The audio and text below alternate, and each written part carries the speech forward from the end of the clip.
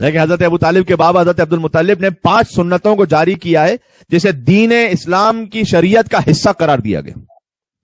ذرا غور کیجیے گا میں کیا کہہ رہا ہوں. ابھی اعلان رسالت نہیں ہوا, حضرت عبد المطلب کی 5 سنتیں ایسی ٹھیک ہے دین اسلام کی شریعت کا حصہ قرار پائیں. آج سوال کیا جاتا ہے کہ یہ مسلمان تھے یا نہیں تھے. میرے بھائی ان کی سنتوں سے تو اسلام کی شریعت بنی. سبحان اللہ, سبحان اللہ, کیا کہنے, گزارش کر دوں حضرت ابو طالب کے وسیلے سے ان کے بابا حضرت عبد المطلب کا بھی ذکر ہو جائے گا انشاءاللہ, وہ شفاعت فرمائیں گے بہت جلدی جلدی. پہلی سنت حضرت عبد المطلب کی, انہوں نے یہ رائج کی کہ باپ نے جس سے شادی کی ہو اسے فرزند پر حرام قرار دیا. اور یہ قرآن کریم ہے وَلَا تَنْكِحُوا مَا نَكَحَ آبَاؤُكُم مِّنَ النِّسَاءِ إِلَّا مَا قَدْ سَلَفَ إِنَّهُ كَانَ فَاحِشَةً وَمَقْتًا وَسَاءَ سَبِيلًا. سورہ نساء کی آیت نمبر 22 ہے.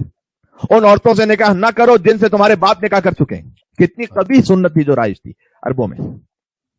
حضرت عبد المطلب نے اسے روکا. میں کہنا چاہتا ہوں کہ حضرت عبد المطلب ان کا نسب تو اسلاب شامخ ارحام مطہرہ احمد علیہ السلام کی زیارت کے ذریعے سے سمجھ میں آتا ہے.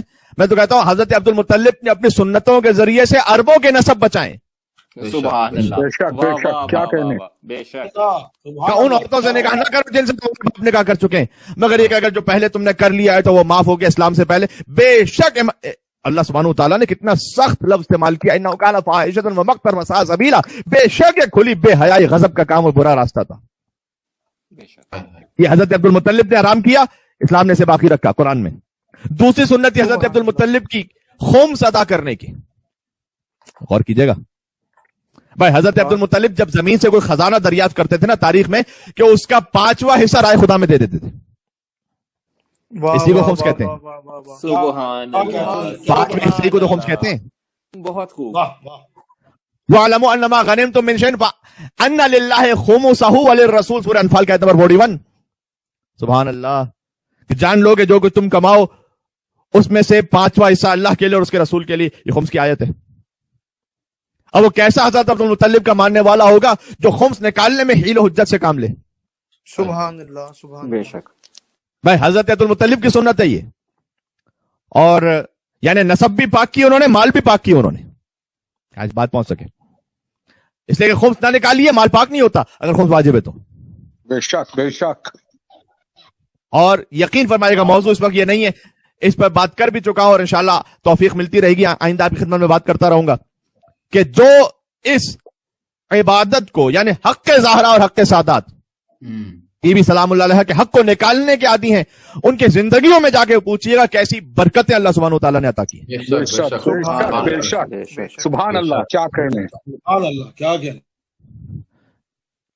اور یعنی میں یس کرنا چاہتا ہوں, بعض لوگ حدیث لے کے آ جاتے ہیں کہ امام جعفر صادق السلام نے ارشاد فرمایا مثلا کہ ہم نے اپنے شیعوں پر خمس معاف کیا.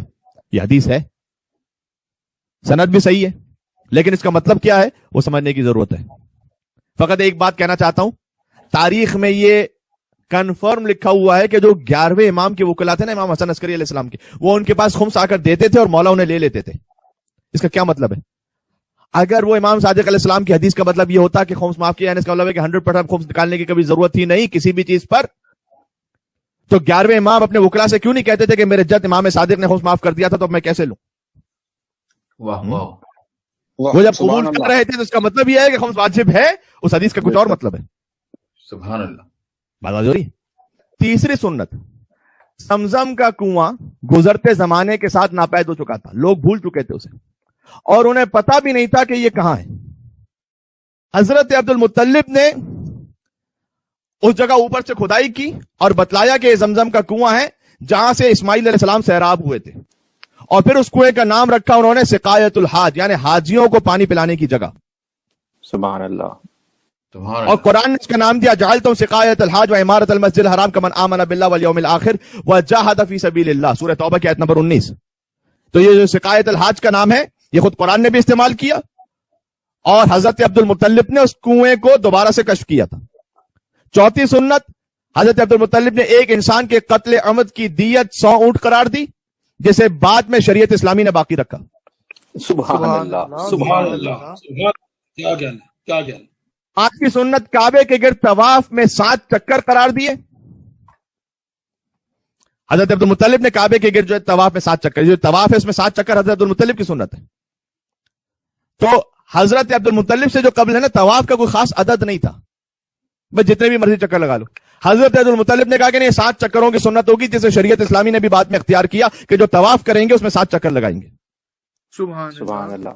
اب یہ 2 ہی پاسبلٹیز ہیں یہاں، یا تو حضرت عبد المطلب نے پہلے سے شریعت اسلامی کو وہ جانتے تھے جو انہوں نے ان سنتوں کو قبل از اسلامی احیا کر دیا تھا، یا اللہ تعالی حضرت عبد المطلب کی ادا اتنی پسند کرتا تھا کہ جو حضرت عبد المطلب نے قائم کیا تھا اسے قیامت تک کے لیے اللہ نے شریعت محمدی کا جز بنا کر باقی رکھا.